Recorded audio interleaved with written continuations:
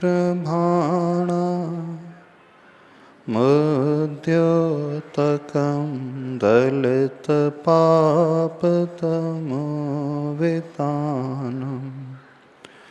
सम्यक् प्रणम्य जिन पादयुगं युगादा वालम्बनं भवजले पततां जनानां। देवादिदेव 1008 श्री आदिनाथ भगवान की, देवादिदेव श्री शांतिनाथ भगवान की, पूज्य आचार्य प्रवर श्री मानतुंग स्वामी महाराज की, गुरुनाम गुरु आचार्य भगवान श्री ज्ञान सागर जी महाराज की, संत शिरोमणि आचार्य भगवान गुरुदेव श्री विद्यासागर जी महाराज की।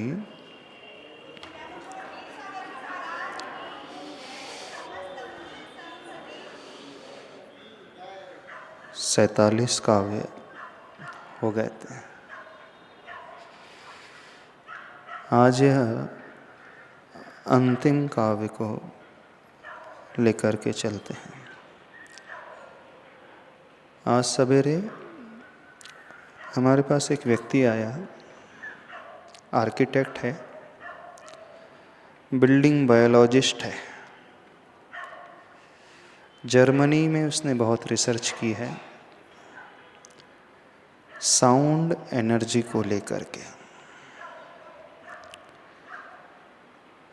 मंत्र, यंत्र और तंत्र तीनों को लेकर के उसने बहुत सारे शोध किए, खासकर भक्तामर स्तोत्र के 48 काव्य को लेकर के। 48 इन्फिनिटी एनर्जी करके उसने एक बुक भी लिखी है। उसका रिसर्च वर्क जब देखा तो बड़ा आश्चर्य हुआ। उसने प्रत्येक काव्य को ध्वनि में कन्वर्ट किया।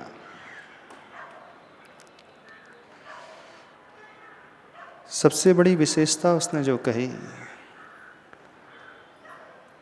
उस विशेष बात को बताना चाहते हैं। आचार्य मानतुंग स्वामी जी ने जब इस भक्तामर स्तोत्र की रचना की तो नियम से उन 48 तालों को तोड़ दिया, लेकिन वो कह रहा था किसी दैवी शक्ति के द्वारा ये कार्य नहीं हुआ था। उसने साइंटिफिकली प्रूव किया कि आचार्य प्रवर मानतुंग स्वामी महाराज जी का ही पुरुषार्थ था। बोले उसी से उनका यह कार्य सिद्ध हो गया। बोले जिस धुन में उन्होंने भक्तामर स्तोत्र जो वसंत तिलका छंद में रचा गया था, जिस लय से उन्होंने उच्चारण किया, बाकायदा संस्कृत के छंद शास्त्रों से उसने अध्ययन किया। जो वसंत तिलका छंद 4 चरणों में रचा जाता है, प्रत्येक चरण में 14-14 जो मात्राएं होती हैं, वे जो छंद शास्त्र के अनुसार वसंत तिलका छंद अलग अलग गणों में विभाजित होता है। तगण है, मगन है, सगन है, यगण है। अर्थात प्रथम चरण में जिस गण का प्रयोग होता है, पहले 2 लघु मात्रा फिर दीर्घ मात्रा, ऐसे पहले 2 दीर्घ मात्रा फिर लघु मात्रा। भक्तामर, भ में 2 मात्राएं हैं दीर्घ, ता में 2 दीर्घ मात्राएं हैं, फिर र में 1 ह्रस्व मात्रा है। एक एक पद में इस प्रकार से एक एक गण का प्रयोग, और उसी विधि के अनुसार आचार्य प्रवर मानतुंग स्वामी जी ने उच्चारण किया था। और जैसा उन्होंने उच्चारण किया था, उस ध्वनि के माध्यम से जो एनर्जी जनरेट हुई थी, उस एनर्जी ने उन तालों को खोला था। बाकायदा वो अपने सारे इंस्ट्रूमेंट्स लेकर के आया था, लेचर एंटीना। बोले हम जो कहते हैं, हमारे मुख से जो शब्द निकलते हैं, प्रत्येक शब्द, प्रत्येक वर्ण, प्रत्येक अक्षर की अपनी एक एक एनर्जी होती है। और विधि पूर्वक यदि उस वर्ण अक्षर का उच्चारण किया जाए तो वह चमत्कार आज भी देखा जा सकता है। उन्होंने कहा सबसे इम्पोर्टेंट जो चीज़ है भक्तामर स्तोत्र में, एक एक श्लोक में इस प्रकार से उसे रचा और गूंथा गया है कि एक एक अक्षर अलग अलग प्रकार की वाइब्रेशन जनरेट करते हैं और वह वाइब्रेशन उस इफेक्ट को पैदा कर देते हैं। उन्होंने उस श्लोक को एक ध्वनि में कन्वर्ट किया है, एक साउंड में, एक अलग ही म्यूजिक में कन्वर्ट किया है। और उन्होंने कहा कि जिस व्यक्ति यानी जो पढ़ने वाला व्यक्ति है, उसकी बॉडीज़ में भी कुछ चक्रास, एनर्जीज के केंद्र होते हैं, एनर्जी वर्टेक्स होते हैं। अलग अलग केंद्र से ये आज्ञा चक्र है, सहस्रार चक्र है, विशुद्धि चक्र है, अनाहत चक्र है, मणिपुर चक्र है, स्वाधिष्ठान अथवा मूलाधार चक्र है। उसके हिसाब से उसने रिसर्च की। हर चक्रा अथवा हर केंद्र की अपनी अपनी एनर्जी है और बाकायदा आज एक इंस्ट्रूमेंट से, इस लेचर एंटीना से उस एनर्जी को मेज़र भी हम कर सकते हैं। और उसने मेज़र करके भी दिखलाया, नाप करके भी दिखलाया कि हर व्यक्ति की एनर्जी, बॉडी की एनर्जी, उसके साउंड की एनर्जी, उसके श्वास की एनर्जी, उसके अक्षर और शब्द की एनर्जी डिफरेंट डिफरेंट होती है। तो आचार्य प्रवर मानतुंग स्वामी जी ने जिस लय से चारों चीज का उन्होंने प्रयोग किया जो रिसर्च वर्क में, द्रव्य, क्षेत्र, काल और भाव। उन्होंने कहा सिर्फ भाव से अकेले काम नहीं हुआ महाराज जी, बोले उस द्रव्य से भी कार्य हुआ। यानी द्रव्य जो शब्द रचना है, जो अक्षर लिखे गए और जो अक्षर बोले गए, वो भक्ति के लिए द्रव्य कहलाते हैं। एक द्रव्य जो पृथक होता है, जैसे आप पूजन करते हैं, विधान करते हैं, अष्टद्रव्य की सामग्री चढ़ाते हैं, वो द्रव्य है। लेकिन सबसे बड़ा जो द्रव्य है, हमारा मन, हमारा वचन और हमारा काय, शरीर। मन से द्रव्य मन, वाणी, शब्द जो पुद्गल की रचना है वो शब्द भी पुद्गल है, ध्वनि जिससे पैदा होती है, और हमारा शरीर, काय, ये अभिन्न द्रव्य है। चावल आदि जो सामग्री है वो भिन्न द्रव्य है। दो प्रकार के द्रव्य होते हैं। कोई भी कार्य की सिद्धि जो होती है चार फैक्टर्स के मिलने से होती है, चार कारणों के मिलने से होती है, द्रव्य, क्षेत्र, काल और भाव। द्रव्य मीन्स ऑब्जेक्ट, फिजिकल ऑब्जेक्ट जो दिखलाई देती है हमें, वस्तु। एक द्रव्य होता है जो हमसे पृथक अस्तित्व को लिए हुए होता है, यानी आप जो सामग्री चढ़ाते हो उसे भी द्रव्य कहते हो ना, पूजन करते हैं, विधान करते हैं, वो द्रव्य कहलाता है। एक द्रव्य हमारा शरीर, वह द्रव्य चावल आदि है, अष्टद्रव्य की सामग्री है, श्रीफल आदि है, दीपक आदि है, ये हमसे पृथक है, भिन्न अस्तित्व लिए हुए। लेकिन हमारा शरीर अभिन्न अस्तित्व लिए हुए है। यह शरीर भी हमें दिखलाई देता है। यह भी एक जड़ है, पुद्गल है, मैटर है, इसे हम छू सकते हैं। जो हमारे पांच इंद्रिय का विषय बन जाता है वो द्रव्य कहलाता है। यहाँ पे द्रव्य से पुद्गल द्रव्य लेना, स्पर्श रस गंध वर्ण वंतः पुद्गलाः। तो जो स्पर्श से सहित, रस से सहित, गंध से सहित, वर्ण से सहित, वो द्रव्य। जिस शब्द को हम उत्पन्न कर रहे हैं अपने मुख में जिह्वा के माध्यम से प्रयोग करके, जैसे कहा भक्तामर प्रणम्य, तो ये ध्वनि पैदा अथवा अक्षर का उच्चारण हुआ, यह भी एक पुद्गल है। इस शब्द की, ध्वनि की भी यात्रा होती है। आचार्य भगवान कहते हैं हमारे मुख से निकलने वाला एक शब्द अगले ही समय में लोक के अग्रभाग ने 7 राजू तक यात्रा कर सकता है, कर लेता है। 3 लोक की यात्रा मुख से निकलने वाली ध्वनि कर जाती है। और एक जो हमारा द्रव्य है, द्रव्य मन, जो अष्ट पंखुड़ी के आकार का हृदय स्थल में अथवा शरीर में होता है, बड़ा सूक्ष्म होता है, वो इन इंद्रियों से दिखलाई नहीं देता है, किसी सीटी स्कैन, एमआरआई, एक्सरे में आता नहीं है, बहुत सूक्ष्म है। एक मत है कि हृदय में अष्ट पंखुड़ी के आकार का जैसे कमल होता है, उसी आकार में वह द्रव्य मन की रचना होती है। तो ये तीनों द्रव्य हैं जो हमसे अभिन्न है। तो द्रव्य मन, हमारे शब्द और हमारा शरीर। तो जब आचार्य प्रवर मानतुंग स्वामी जी ने आदिनाथ भगवान की भक्ति की थी, तो अपने इन तीनों द्रव्य का प्रयोग किया था और सही विधि से किया था। तो उन्होंने जो मेन फोकस किया कि भक्तामर उच्चारण में सबसे ज़्यादा रहस्य भरा हुआ है, उस द्रव्य में, यानी सही विधि पूर्वक उसका उच्चारण यदि कोई करे तो उससे जो वाइब्रेशन प्रकट होंगे, जो एनर्जी जनरेट होगी, वो अलग ही प्रकार की एनर्जी जनरेट होगी, बोले पढ़ने से नहीं होंगे। तो उन्होंने कहा कि महाराज जी बहुत सारे लोग उच्चारण नहीं कर पाते हैं, इस कारण हमने उस एक एक श्लोक को ध्वनि के रूप में कन्वर्ट कर दिया। उनका मूल उद्देश्य था जिस ध्वनि से वह पढ़ा जाना चाहिए तो ही वो लाभकारी होता है। एक तो चीज़ वो बताई उन्होंने, जिस समय हमें उसे उठाना है, जिस समय हमें उसे नीचे लाना है, जिस लय से उसे गाना है, तो वो एनर्जी पैदा होती है।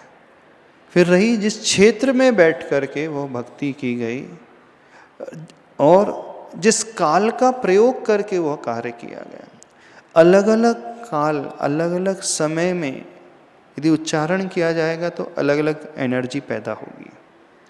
सूर्योदय के समय अलग प्रकार की वाइब्रेशंस पैदा होती हैं, मध्याह्न काल में, दोपहर के समय जब हम उच्चारण करते हैं तो अलग वाइब्रेशन पैदा होती हैं, और सूर्यास्त के समय अथवा रात्रि के समय जब उच्चारण करते हैं तो अलग प्रकार के उसमें फ्रिक्वेंसीज जनरेट होती हैं।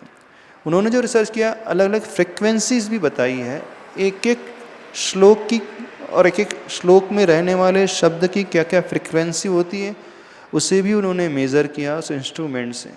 बहुत डीप एनालिसिस, बहुत डीप उसने रिसर्च किया। तो उन्होंने इन 48 श्लोकों को मंत्र के रूप में, फिर उससे जो वाइब्रेशन पैदा हो उसको उसने यंत्र में कन्वर्ट किया, कॉपर के। और तीसरा चीज़ जो उसने प्रयोग किया वो तंत्र, यानी इस ब्रह्मांड में, इस यूनिवर्स, इस लोक में इनफाइनाइट एनर्जी है, यानी अनंत ऊर्जा का भंडार भरा हुआ।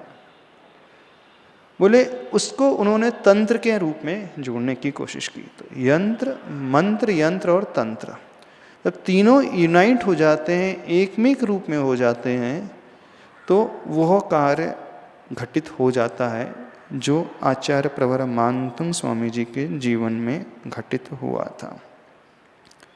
तो हम यह बताना चाहते हैं, चूँकि यहाँ पर अंतिम काव्य है, पूरे काव्यों तो यहाँ पे नहीं गए गए हैं। पिछले वर्ष हमने 42 काव्य किए थे, 42, उसके बाद यहाँ कर रहे हैं, तो ये 48वां काव्य। तो प्रमुख रूप से हमें ये समझना है, इसका सही उच्चारण होना चाहिए, ना अति तीव्र गति से, ना मध्यम गति से। जिस विधि से, जिस छंद में वो रचा गया है, उसी विधि से उच्चारण होना चाहिए। होता क्या है, और एक बात और उन्होंने भी कही, यदि हम हिंदी में पढ़ेंगे इसका पाठांतर, पद्यानुवाद, तो बोले वो एनर्जी जनरेट होगी ही नहीं। संस्कृत में जैसा लिखा है आचार्य प्रवर ने, उसी भाषा में पढ़ोगे तो ही होगी। कई लोग हैं भक्तामर स्तोत्र का पाठ, चूंकि उन्हें संस्कृत नहीं आती तो हिंदी में करते हैं, ठीक है, उसमें भाव आ जाएंगे थोड़े बहुत, लेकिन जब चारों चीज़ों का समावेश होगा, यानी जिस अक्षर का उन्होंने प्रयोग किया उसी अक्षर का उच्चारण हमें करना है।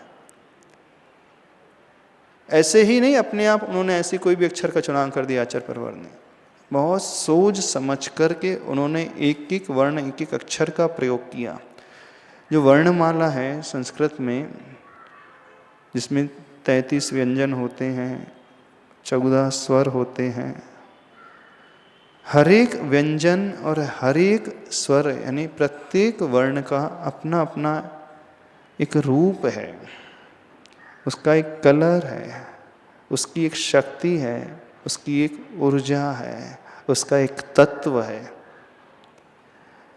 प्रत्येक अक्षर में भी एलिमेंट्स होते हैं, 5 एलिमेंट्स, पृथ्वी तत्व, जल तत्व, अग्नि तत्व, वायु तत्व, आकाश तत्व। तो हर जो बीजाक्षर है यानी अ, आ, ई, उ, री, अथवा क, ख, ग, घ, जो उसकी आकृति डायग्राम बनी है, तो उसका एक तत्व विशेष है, उसकी एक क्वालिटी गुणधर्म विशेष है, उसका रंग विशेष है, हाँ, उसकी ऊर्जा विशेष है। ऐसे ही नहीं रचे गए। जैन शास्त्र में वर्णमाला के प्रत्येक अक्षर को एक बीजाक्षर के रूप में कहा जाता है, और बीजाक्षर वो होते हैं जो अपने भीतर अनंत ऊर्जा गर्भित किए हुए होते हैं। तो यहाँ पर जब हम इस भक्तामर स्तोत्र को पढ़ रहे हैं अथवा पढ़ते हैं, तो एक बात सभी लोगों को बहुत विशेष रूप से ध्यान देना है कि जिस अक्षर का प्रयोग और जैसी उच्चारण विधि आचार्य परमानंद स्वामी जी हमसे अपेक्षा रखते हैं, हम वैसा ही करने की कोशिश करें। कोशिश करेंगे तो बहुत लाभ होगा। और बहुत स्पीड से यदि पढ़ लेते हैं तो पाठ तो पूरा हो जाएगा, आपका नियम तो पूरा हो जाएगा, लेकिन जितना लाभ मिलना चाहिए उतना लाभ नहीं मिलता है। और तीव्र गति से भी नहीं और बहुत धीमी गति से भी नहीं। जहाँ गण समाप्त होता है, जो लघु मात्रा अथवा रस मात्रा है, तो उसमें थोड़ा सा हमें धीरे भी करना है। समझ रहे हो नहीं समझ रहे हो? आप लोग कैसे पढ़ते हो? भक्तामर पढ़ते हो? नहीं पढ़ते? पढ़ते तो है। हिंदी का पढ़ते हो, संस्कृत का पढ़ते हो? संस्कृत का उच्चारण सही विधि से करते हो? जैसे तैसे निपटा देते हो? ये बात पहले भी कही थी, आज इसलिए भी कह रहे हैं क्योंकि जब अंतिम श्लोक आ रहा है, अब अंतिम मंगलाचरण भी होता है। एक आदि मंगलाचरण होता है, एक मध्य मंगलाचरण होता है और एक अंतिम मंगलाचरण होता है। तो ये 48वां श्लोक अंतिम मंगलाचरण के रूप में है। इस श्लोक में सबसे अधिक ऊर्जा भरी हुई है उनके अनुसार।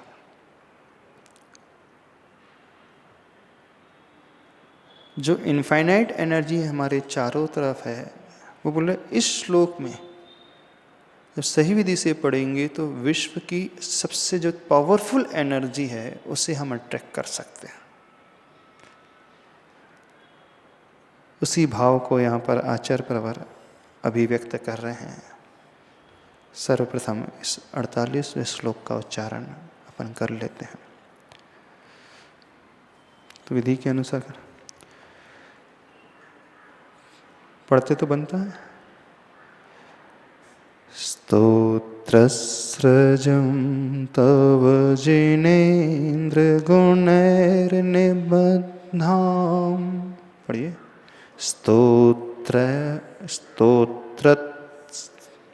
स्तोत्र के बाद क्या है? सृजम है। तो स्तोत्रस्रजम, चूंकि स्तोत्र के बाद संयुक्त अक्षर आया है। संयुक्त अक्षर मीन्स दो वर्णों का जहाँ कॉम्बिनेशन हो जाता है, स है और र है। तो कौन सा स है? दंती स, जिसे आप सड़क का स बोलते हैं ना।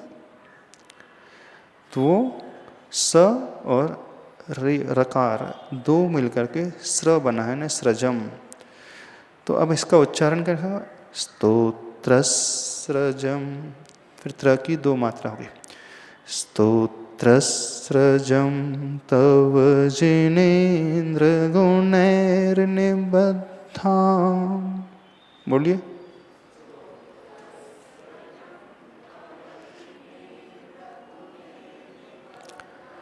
भक्तामृत भक्त्या मया विविधवर्णविचित्रपुष्पाम्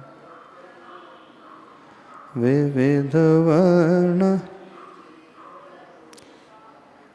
तीसरी पंक्ति, तीसरा चरण, इसे थोड़ा सा खींच करके पढ़ा जाता है इस वसंत तिलका छंद में। धत्ते जनो यह कंठगतामजस्रम्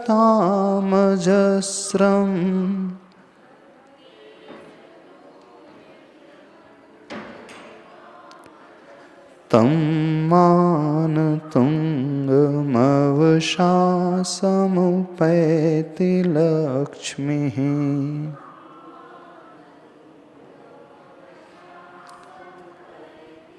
अब पूरे श्लोक को एक साथ पढ़ें। स्तोत्रस्रजं तव जिनेन्द्रगुणैर्निबद्धां भक्त्या मया विविधवर्णविचित्रपुष्पां धत्ते जनो यैः कंठगतामजस्रम् तं मानतुङ्गमवशा समुपैति लक्ष्मीः।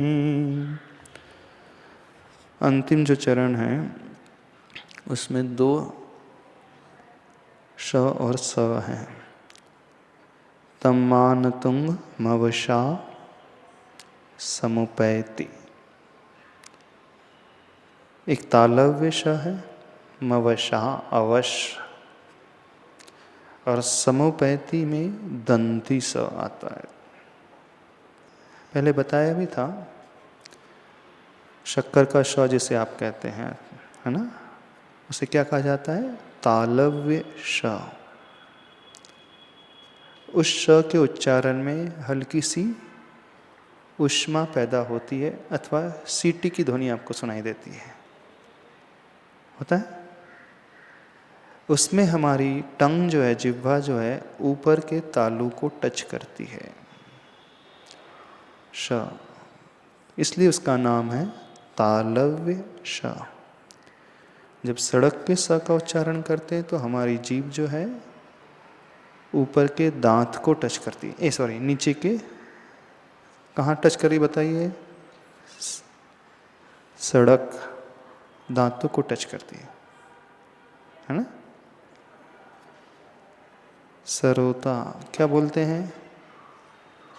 सकार, यानी हमारी टंग जो है निचली दंत पंक्ति को टच करती है ना, इसलिए उसे दंती स कहा जाता है। दांत को टच कर रही है, इसका दंती।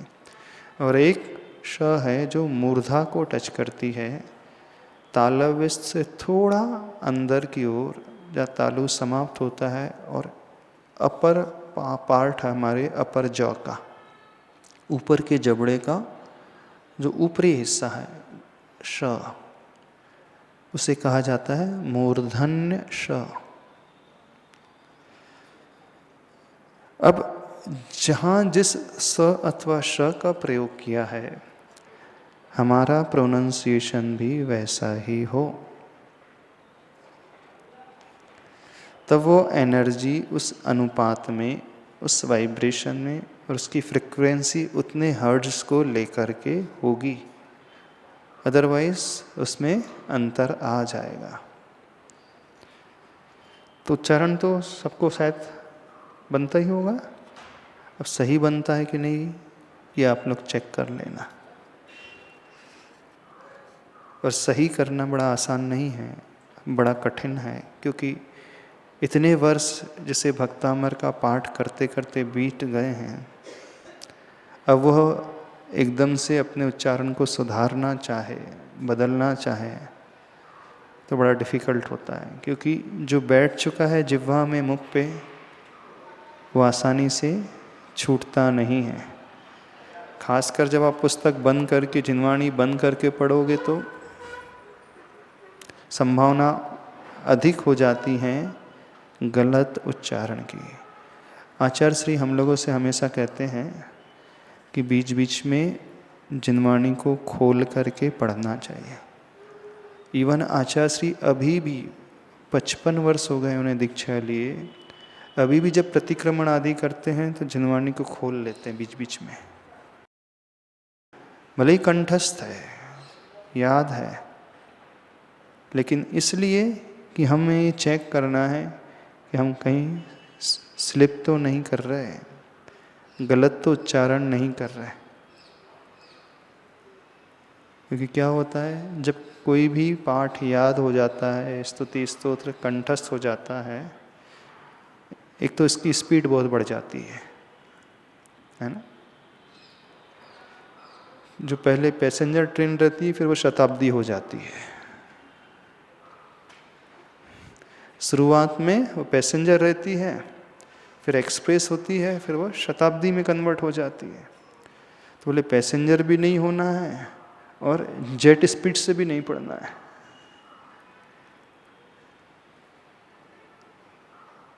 दोनों में ही गलतियां अवश्यंभावी हैं, उसे कोई रोक ही नहीं पाएगा। क्योंकि ये गद्य नहीं है, ये पद्य है। स्तुति पद्य में की गई है, तो पद्य में आचार्य प्रवर ने रची है, तो हमें भी उस पद्य को सही उच्चरित करना चाहिए, उसका उच्चारण प्रॉपर होना चाहिए। हो सकता है आप लोग कहें कि महाराज जी भाव नहीं लगते। कई लोगों का ये तर्क होता है, संस्कृत जब हम पढ़ते हैं तो उसमें भाव भंगिमा नहीं पैदा होती है, क्योंकि हमें अर्थ समझ में नहीं आता है, संस्कृत भाषा का हमें, व्याकरण का हमें ज्ञान नहीं है, हम सिर्फ पढ़ जाते हैं। तो इससे तो बेटर है कि हम हिंदी का पाठ कर लें। तर्क करते हो कि नहीं आप भी? कम से कम हिंदी का जब पाठ करेंगे तो उसमें मन अच्छा लग जाएगा। नहीं, जब हम इतना समय अन्य सारे कार्यों के लिए निकाल सकते हैं, तो धीरे धीरे एक एक संस्कृत का श्लोक पढ़ करके फिर उसका हिंदी अनुवाद भी देख लेंगे तो उसका अर्थ हमें खुलता चला जाए। क्योंकि जिस भाषा में आचार्य भगवान ने रचा है, उसी भाषा का प्रयोग हमें करना चाहिए। नहीं है तो द्रव्य बिगड़ जाएगा हमारा। भाव तो ठीक है, अच्छी बात है, लेकिन फल हमें द्रव्य, क्षेत्र, काल और भाव चारों के कॉम्बिनेशन से मिलता है। चारों का अनुपात सही होगा तो ही फल मिलेगा। आप फिर तर्क कर सकते हो कि जब आणम ताणम कछु ना जानम, सेठ वचन प्रमाणम, अंजन चोर को सिद्धि हो गई ना। अंजन चोर को सिद्धि कैसे हुई थी? उसने सही मंत्र का उच्चारण किया था? नहीं किया था। क्या कह दिया था? आणम ताणम कछु ना जानम, मैं कुछ नहीं जानता हूँ, सेठ वचन प्रमाणम। तो उसको विद्या सिद्ध हो गई थी ना। तो बोले जब उल्टा पुल्टा उच्चारण करने में विद्या सिद्ध हो सकती है, तो हम आगे पीछे उच्चारण कर लें, क्या फर्क पड़ता है?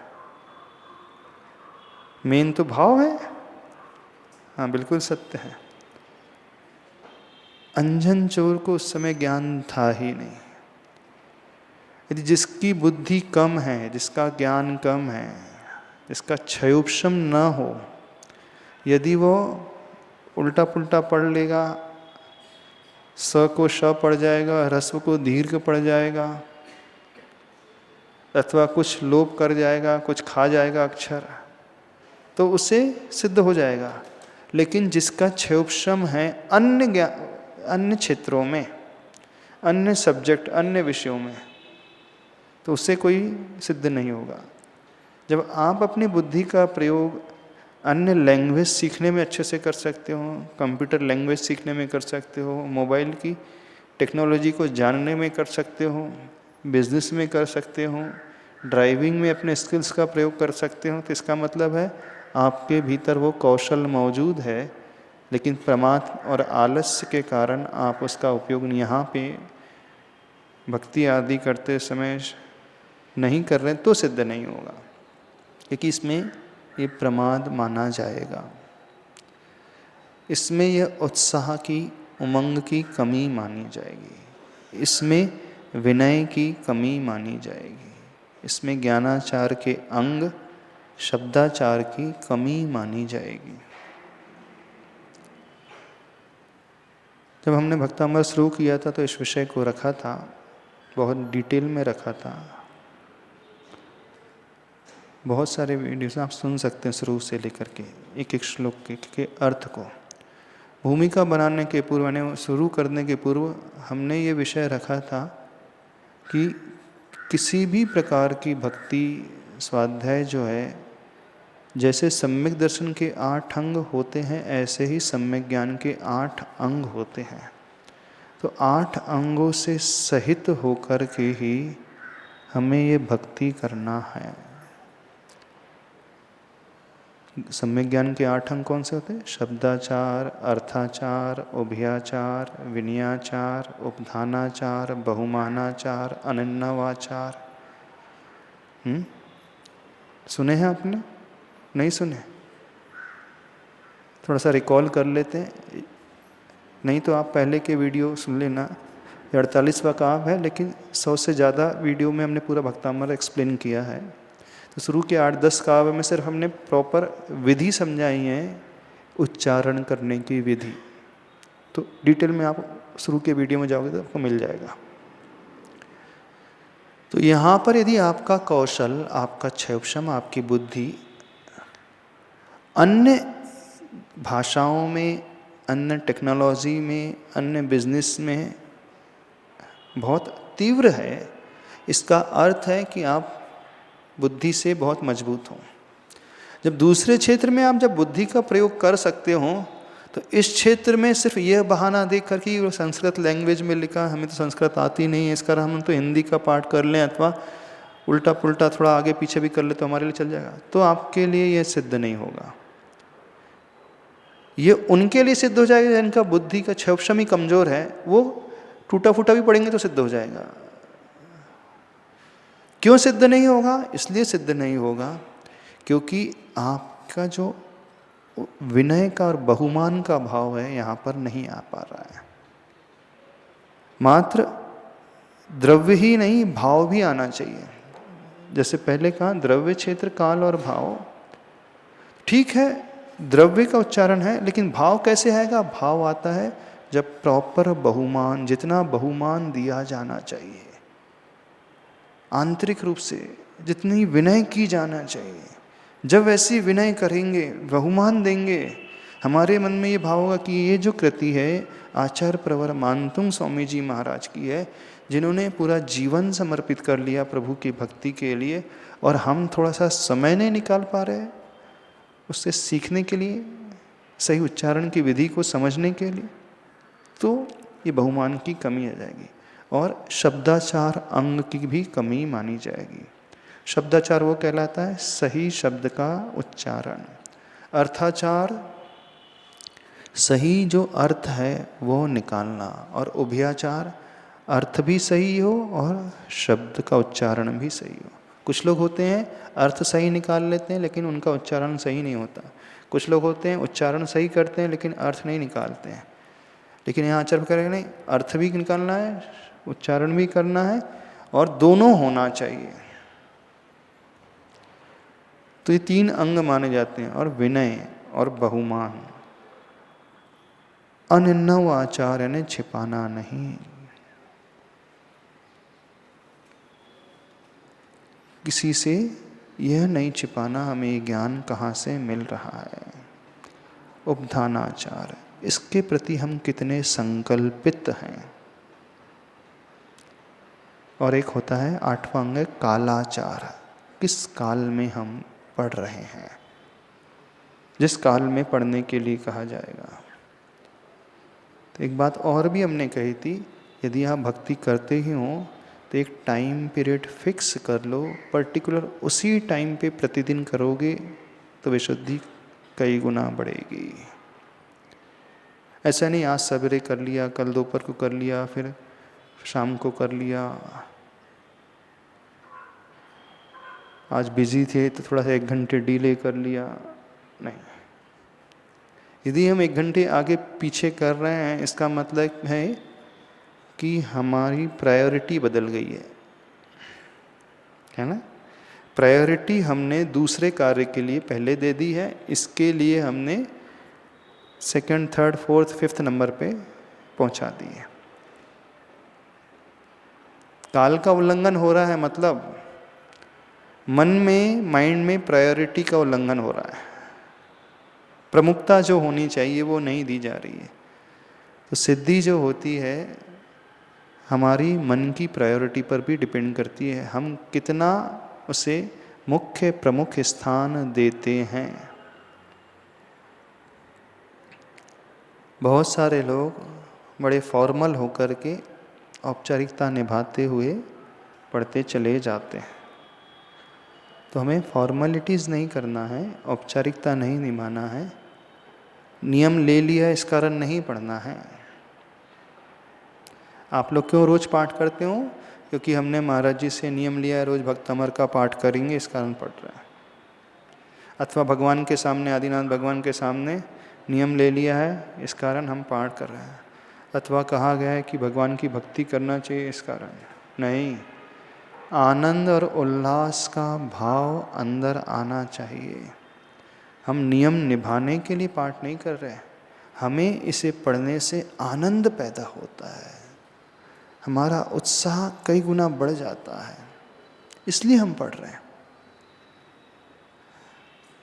आप लोग क्यों पढ़ते हो भक्तामर? नियम लिए इस कारण पढ़ते हैं ना, है ना? कितने लोग भक्तामर का पाठ नियम के लिए पढ़ते हैं? तो फिर क्या हुआ? जहां हम नियम के लिए पढ़ने लगे, हमारा उद्देश्य जो होना चाहिए वो नहीं हुआ। उद्देश्य क्या? आनंद पैदा होना चाहिए। नियम के लिए कर रहे तो रूटीन में शामिल हो जाएगा, वो एक मशीनरी काम होकर के रह जाएगा। रूटीन मतलब मशीन की भांति हो गया, उस टाइम पे कर रहे हैं। हम फिर कह रहे हैं काल हमने एक टाइम फिक्स कर लिया, तो वो रूटीन के लिए नहीं कह रहे हैं। आप कहो कि 6 बजे जैसे अलार्म लग जाता है, बज जाता है, तो 6 बज गए तो हमारा अलार्म बज गया, भक्तमर पढ़ना है, तो भी तो एक रूटीन है। रूटीन नहीं, 6 बजे यही पढ़ रहे हैं तो ये हमारा डेडिकेशन है, समर्पण है उन आदिनाथ प्रभु के प्रति, आचार्य प्रवर मानतम स्वामी जी के प्रति, इस भक्तामर स्तोत्र के प्रति। तो समर्पण दिखाने के लिए हमने कालाचार अंग को लाया है, रूटीन के लिए नहीं। रूटीन में भी उसी टाइम में वो क्रिया होगी। जैसे बाहर की घड़ी होती है, हमारी बॉडी में भी एक बायोलॉजिकल क्लॉक होती है। बायोलॉजिकल क्लॉक क्या हो कहलाती है कि बॉडी पर्टिकुलर उसी टाइम में वह डिमांड करने लगती है। जैसे आप रोज़ 10 बजे भोजन करते हैं, 11 बजे भोजन करते हैं, तो जैसे ही 10 बजेंगे अपने आप आपकी इच्छा होने लगी भोजन करना है मुझे। और आपने यदि अपने भोजन लंच का टाइम 12 बजे निर्धारित कर लिया है, तो फिर 10 बजे आपको भूख नहीं लगी, आपको 12 बजे भूख लगेगी। यानी जो व्यक्ति अपनी इस बॉडी की बायोलॉजी क्लॉक को जैसा सेट कर लेता है, उसी के अनुसार हमारे न्यूरोट्रांसमीटर जो हैं बॉडी में संकेत देते हैं। तो रूटीन में भी उसी टाइम में वो क्रिया होगी, और बायोलॉजी का क्लॉक के अनुसार भी उसी टाइम में वो क्रिया होगी, लेकिन दोनों में बहुत अंतर है। हम रूटीन के लिए नहीं आपसे काल का निर्धारण करने के लिए कह रहे हैं, हम समर्पण के लिए काल का निर्धारण आपसे करने के लिए कह रहे हैं। जो कि जब तक वह समर्पण का भाव नहीं आएगा, तो वो कालाचार अंग और बहुमानाचार अंग का पालन नहीं होगा। तो वो अंदर से बहुमान ही एक प्रकार से समर्पण कहलाता है। विनय में तो बहुत विनयपूर्वक हम पढ़ रहे हैं, लेकिन बहुमान अंदर की वो ललक है कि मुझे आदिनाथ भगवान की स्तुति करना है, मुझे भक्तामर पाठ करना है, मुझे यह पढ़ना है। तो वह अंदर समर्पण का भाव। समझ में आ रहा है विषय? नहीं क्या? आप लोगों का जो भी चलता है सब नियम पालन करने के लिए चलता है, अथवा रूटीन फॉलो करने के लिए चलता है। प्रायः एक्सेप्शनल हो सकते हैं, अपवाद तो इसमें भी होते हैं, पर जनरली ऐसा ही देखा जाता है। तो ऐसा नहीं होना चाहिए। चारों का कॉम्बिनेशन, द्रव्य, क्षेत्र और काल का कॉम्बिनेशन, नो डाउट भाव तो सबसे अधिक इम्पोर्टेंस रखते ही हैं, बिना उस भाव के कुछ होता नहीं। लेकिन उस भाव की विशुद्धि को पैदा करने के लिए द्रव्य, क्षेत्र, काल, अथवा यूं कहें सम्यक ज्ञान के 8 अंगों का भी समायोजन प्रॉपर होना चाहिए। तो इसे समायोजित करना सीखो। अंतिम काव्य है, अंतिम श्लोक है, इस कारण बता रहे हैं क्योंकि कई बार हम शुरू तो अच्छे से करते हैं, शुरू की विशुद्धि अच्छी होती है ना, लेकिन जैसी जैसी गाड़ी बढ़ती है ट्रैक थोड़ा सा बदलने लगता है। ऐसे ही होता है ना, जब शुरू करते हैं तो बड़ा अच्छे से सोच करके अच्छे से पढ़ रहे हैं, फिर दो चार छः पढ़े अपन ने, फिर मन इधर उधर जाने लगता है, जाने लगता है कि नहीं, भटकने लगता है। तो इस कारण आदि का भी मंगलाचरण, मध्य का भी मंगलाचरण रखा है कि वो हमारी अलर्टनेस हमारे भीतर पैदा हो जाए, वो जागृति पैदा हो जाए। जो हम डिस्ट्रैक्ट हो रहे थे, हमारा मन भटक रहा था, पुनः उसे लौटा करके हम इसी में लेकर के आए।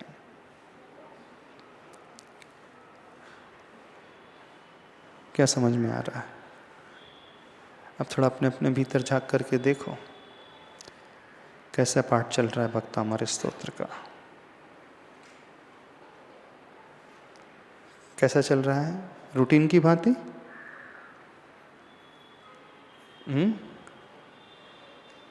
कि भाव भंगिमा सहित, लगन समर्पण सहित, उत्साह से सहित, उपधानाचार से सहित। उपधानाचार मीन्स एक ऐसा संकल्प, जब तक ये ना हो हमारी प्रिय वस्तु का त्याग, उस वस्तु का त्याग जिससे हमें गहरी आसक्ति है, जो बहुत अच्छी लगती है, चाहे वो खाने की हो, पीने की हो, पहनने की हो, घूमने की हो, वो सिर्फ इसलिए कि वह त्याग हमें बार बार जागृत करेगा। कौन सी जागृति लाएगा? जब वो मन चाह रहा है और नहीं मिल रही है, क्योंकि संकल्प है हमारा, तो संकल्प हमें याद दिलाएगा उस भक्तामृत स्तोत्र का। तो इसलिए सम्यक ज्ञान के ये 8 अंग रखे हैं: शब्द, अर्थ, उभय, विनय, बहुमान, उपधान, कालाचार और अनिन्नवाचार। इन्हें छिपाना नहीं। आचार परमेष्टि का नाम नहीं छिपाना। जिस व्यक्ति से ज्ञान मिल रहा है उससे नहीं, उसका नाम नहीं छिपाना, अथवा कोई हमसे पूछ रहा है तो उससे नहीं छिपाना। छिपाने का भाव आते ही अंतराय कर्म का बंध प्रारंभ हो जाता है। और वो अंतराय कर्म फिर जब उदय में आता है तो फिर वो चाह करके भी वो वस्तु नहीं मिलती है। छिपाने का भाव आते ही मायाचार का बंध होने लगता है, माया कषाय का बंध होने लगता है। भगवती आराधना ग्रंथ में आया है, असाता वेदनी का भी बंध होने लगता है और चारित्र मोहनी कर्म का भी बंध होने लगता है। चारित्र मोहनी, असाता वेदनी, अंतराय कर्म और माया कषाय।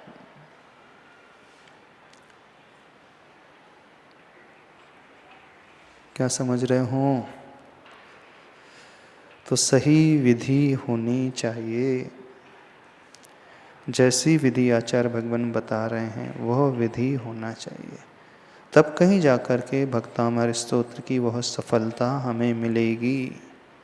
नहीं है तो वह सफलता सिर्फ एक क्रिया बन कर के रह जाएगी, सिर्फ द्रव्य से ही हो पाएगा और कुछ नहीं। और हम यूँ कहें द्रव्य से भी सही नहीं हो पाता है। क्यों? क्योंकि उच्चारण भी तो सही नहीं हो रहा था, द्रव्य से भी सही नहीं हो रहा, हमारी वाणी का सदुपयोग नहीं हो रहा ना। द्रव्य से सही तब माना जाए। कई लोग कहते कि महाराज जी हम द्रव्य से तो कर रहे हैं, तो हम कहते द्रव्य से भी कहाँ से ढंग से कर रहे हो। द्रव्य से तो ढंग से तब माना जाएगा जैसा बताया गया है उसके अनुरूप होगा, तो द्रव्य सही है। अभी द्रव्य भी सही नहीं है, इसलिए सही नहीं है कि उसमें भी बहुत सारी मिस्टेक्स हैं, गलतियां हैं। तो उन गलतियों को नहीं करना है। ये जागृति आ जाएगी? नहीं आएगी? शायद ही आ पाएगी। ये तब होगा संभव जब हम ऐसा सोचेंगे। कितने लोग उस भक्तामर स्तोत्र को किसी को सुनाते हैं जो विद्वान हैं, उनसे जाकर के परामर्श लेते हैं कि हमारा उच्चारण सही है कि नहीं है। उनसे जाकर के पूछते हैं कि कहाँ हम गलतियाँ कर रहे हैं, हमारी गलती को सुधार करवाइए। कितने लोगों ने कांटेक्ट किया किसी विद्वान से, हाँ, अपने इम्प्रूवमेंट के लिए? क्या कभी किसी से पूछा आपने कि हम भक्तामर राम पाठ रोज पढ़ते हैं, आप एक बार कृपया करके सुन लीजिए और हमें बता दीजिए हम कहाँ कहाँ गलत उच्चारण कर जाते हैं? कभी ये कोशिश की? आजकल तो बहुत सारी फैसिलिटीज़ हैं आपके पास, ऑनलाइन आप सुन सकते हो, बहुतों की आवाज़ में है, स्पष्ट है, सही है, विधि परक है, उस छंद की जैसी विधि है उसी के अनुरूप गाया हुआ है। कई मुनि महाराज की आवाज़ में, कई आरिकाओं की आवाज़ में, कई सिंगर की आवाज़ में है, मिल जाएगा आपको यूट्यूब आदि में। तो उसे ध्यान से सुन कर के, एक एक श्लोक सुन कर के फिर अपने आप का श्लोक सुने, फिर दोनों की तुलना करें हम कहाँ गलती करते हैं। कभी ये भी रेक्टिफाई ऐसा भी करने की कोशिश की? तो जो टेक्नोलॉजी मिली तो इसका उपयोग करना तो सीखो, सदुपयोग। हाँ, उससे भी स्वाध्याय हो सकता है, क्योंकि यह भी एक स्वाध्याय का अंग माना जाता है। कौन सा स्वाध्याय कहलाता है? आमनाय स्वाध्याय। घोष परिशुद्ध परिवर्तनम इति आमनाय, यानी घोष से शुद्ध होकर के। घोष से शुद्ध का अर्थ है जिस वर्ण का अक्षर, जिस वर्ण अथवा जिस अक्षर का उच्चारण जैसा होता है वैसा करना। कहाँ दीर्घ स्वर है, कहाँ ह्रस्व स्वर है, कहाँ दीर्घ मात्रा है, कहाँ ह्रस्व मात्रा है, कहाँ अनुस्वार है, कहाँ विसर्ग है, कहाँ संयुक्त अक्षर है, कहाँ रुकना है, कहाँ लय बदलना है, कहाँ छंद बदलना है, कहाँ गण बदलना है। अब आप कहोगे महाराज जी हमारी लिटरेचर वाली संस्कृत हिंदी थोड़ी है, हमारी तो काम चलाऊ है। क्या कहोगे? हम लिटरेचर थोड़ी पढ़ते हैं। हम भी नहीं कह रहे आप लिटरेचर वाली संस्कृत अथवा हिंदी पढ़ लो, लेकिन जिस भक्ति को रोज कर रहे हो उस भक्ति को सुधार लो। और इसका तात्कालिक इफेक्ट आपको स्वयं देखने में मिलेगा।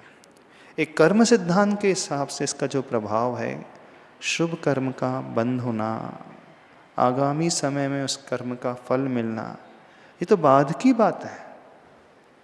इमीडिएट इफेक्ट क्या पैदा होता है? तो इमीडिएट ये होता है कि हमारी एनर्जी बढ़ जाती है, और वो एनर्जी जनरेट होती है हमारे प्रॉपर प्रोनाउंसिएशन से, उच्चारण से, सही विधि का पालन करने से। अलग ही हम अपने भीतर एक एनर्जी को फील करते हैं, अलग ही एक हम पॉजिटिविटी अपने भीतर महसूस करते हैं।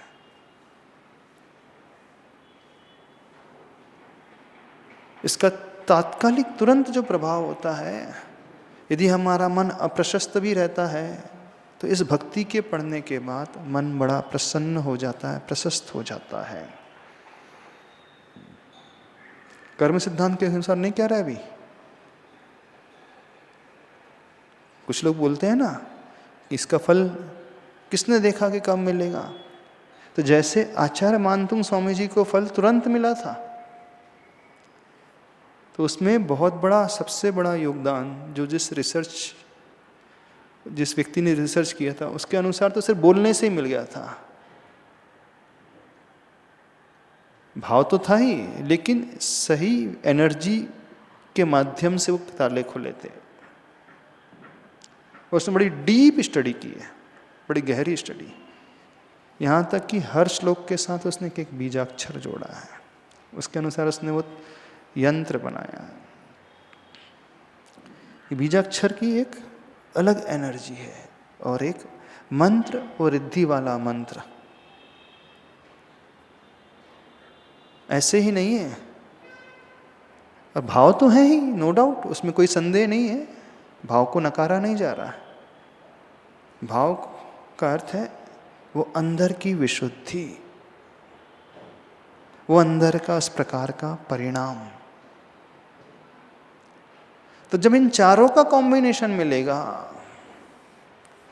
तब कहीं जाकर के यह असरदार होगा, फलदायक होगा, सही फलदायक होगा। और ये 48वां जो अंतिम श्लोक है अपने आप में बहुत पावरफुल श्लोक है।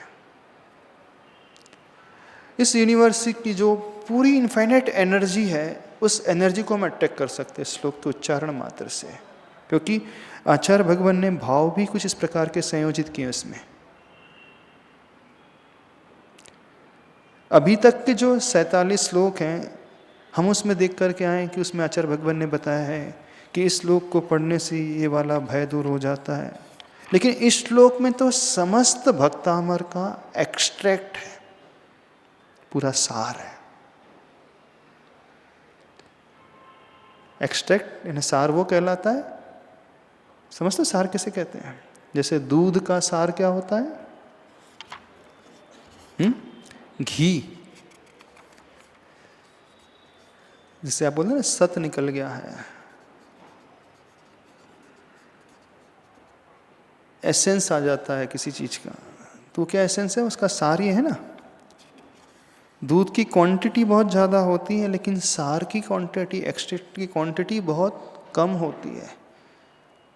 1 लीटर दूध में कितना घी निकलता है? 1 लीटर निकलता है? कितना निकलता है? Hardly 50 grams. 50 ग्राम से ज़्यादा क्या निकलता होगा? और कम निकलता? 50 ग्राम प्योर दूध हो तो 50 ग्राम दूध तो मिल जाए। तो पूरा भक्तामर हम पढ़ रहे हैं 48 काव्य को, और ये 48वां श्लोक है। 48वें श्लोक में समस्त श्लोकों का जो बचे पहले के 47 श्लोक हैं उनका सार इसमें भरा हुआ है। यदि हम देखने की कोशिश करें तो हर श्लोक में, यदि आप पीछे वाले श्लोकों को देखेगा तो एक एक भय से ऊपर उठने की उसमें जो है विधि बताई है, उसका फल बतलाया है कि सर्प का भय, रोग का भय, समुद्र का भय दूर होता है, युद्ध का भय दूर होता है, सिंह का भय दूर हो जाता है, जलोदर का भय दूर हो जाता है। सब जगह इन भयों का वर्णन, एक एक चीज बताइए। लेकिन यहाँ पर जो बताया है आचार्य प्रभु ने बहुत बड़ी जो बात की है, वो गुणात्मक बात यहाँ पर की है इस श्लोक में। इसके अर्थ को अपन देख लेंगे, समझ लेंगे अच्छे से। अभी तो थोड़ी सी विधि को बता रहे थे, रिकॉल कर रहे थे, उस पद्धति को समझने की अपन कोशिश कर रहे थे। तो परिवर्तन लाओगे अपने भीतर? क्या परिवर्तन लाना है? सर्वप्रथम सही उच्चारण की विधि, काल के अनुसार उसे पढ़ना है, समर्पण के साथ उसे पढ़ना है। और एक चीज और रह गई, क्षेत्र की बात। उस क्षेत्र को ध्यान में रखते हुए इसे पढ़ना है। एक पर्टिकुलर क्षेत्र में बैठ कर के रोज पढ़ोगे तो और ज़्यादा विशुद्धि पैदा होगी, और ज़्यादा एनर्जी प्रबल। एग्जाम्पल बता देते हैं। आप एक जगह 10 फीट खोद रहे हो, फिर दूसरी जगह 10 फीट खोदा, फिर तीसरी जगह 50 जगह 10-10 फीट खोद दिया, पानी निकलेगा? नहीं निकलेगा। और एक ही जगह आपने 50 टाइम्स इंटू 10 कर दिया तो 500 फीट हो जाएगा, वहाँ बहुत ज़्यादा बनेगा। अब एक जगह बैठ करके पढ़ते हो, ठीक है, वो क्षेत्र थोड़ा सा एनर्जाइज्ड हो गया। अब दूसरी जगह गए, अब वो क्षेत्र अभी नेगेटिविटी को लिए हुए था, पहले आपको उसी को साफ करने में पूरी आपकी एनर्जी लग जाएगी। और जिस क्षेत्र विशेष में बैठ करके रोज पढ़ते हो तो वो क्षेत्र, वो स्पेस जो है ऑलरेडी एनर्जेटिक हो चुका है। आपको अब एक्सेस एनर्जी उसको साफ करने में, क्लियर करने में नहीं लगाना पड़ेगा, क्योंकि वो ऑलरेडी पावरफुल है। तो एक क्षेत्र विशेष में बैठ करके जब पढ़ा जाता है तो वहाँ हमारी विशुद्धि और बढ़ने लगती है, क्योंकि हमने उसे चार्ज कर दिया है। भूमि भी की भी एनर्जी होती है और भूमि भी चार्ज होती है। वास्तु के अनुसार जिस लैंड की एनर्जी वीक होती है उसकी एनर्जी बढ़ाने के लिए मंत्र जाप किया जाता है, हवन किया जाता है, कुछ यह आहुति दी जाती है, तो उससे उसकी लैंड की एनर्जी बढ़ती है। तो आप किसी क्षेत्र पर्टिकुलर विशेष को सिलेक्ट करके वहीं पढ़ोगे तो वो क्षेत्र हमेशा के लिए एनर्जेटिक माना रहेगा। और डेली आप नई नई जगह पढ़ोगे तो आप नई जगह बैठ करके पढ़ें तो आपको पता नहीं कि वो एनर्जेटिक है कि नहीं, हो सकता वहाँ नेगेटिव वाइब्रेशन हो। तो आप जितनी भी एनर्जी प्रोड्यूस कर रहे हो उससे बैलेंस होती जा रही है। आप यहाँ से पॉजिटिव वाइब्रेशन पैदा कर रहे हो तो वो उस नेगेटिव एनर्जी को, वाइब्रेशन को नलीफाई करने में यूज़ होते जा रही है। कहने का मतलब दूसरे ने कर्ज लिया, आप उसके कर्ज को पेमेंट कर रहे हो। तो क्षेत्र विशेष का भी ध्यान अवश्य रखना चाहिए, जहाँ भी है, घर में हो अथवा मंदिर में भी हो, तो मंदिर में भी उसी क्षेत्र में बैठ करके कोशिश होना चाहिए। ठीक है, आज समय हो गया है, इतना ही रखते हैं। अब कल इसके अर्थ को बताएंगे आने वाले समय में। बड़े अच्छे अर्थ हैं, बड़ा अच्छा अर्थ है इस श्लोक का, खासकर विशेषकर। अन्य श्लोक का भी अच्छा अर्थ बड़ा गहरा है, लेकिन इसमें सारा सार भरा हुआ है, क्योंकि इसमें जो वर्णन किया है वो अन्य श्लोक में आचार्य प्रवर ने वर्णन ही नहीं किया है। यहाँ बात आती है, उस गुण की बात आती है, उस भाव की बात आती है। और जब ये श्लोक पूरा हुआ तब कहीं जाकर के वो लास्ट हैमरिंग हुई और उससे ताले वो टूट पाए। 47 में ताले नहीं टूटे, जब तक ये 48 नंबर का नहीं आया तब तक वो ताले नहीं टूटे। यानी कि जो लास्ट हैमरिंग सबसे इम्पोर्टेंस रखती है ना। लास्ट प्रहार जोरदार हो तो जैसे वो पेड़ कट जाता है, वो दीवार ढह जाती है, तो इसी से ये प्राप्त हुआ था। आज इतना ही रखते हैं। बोले देवादिदेव श्री आदिनाथ भगवान की जय।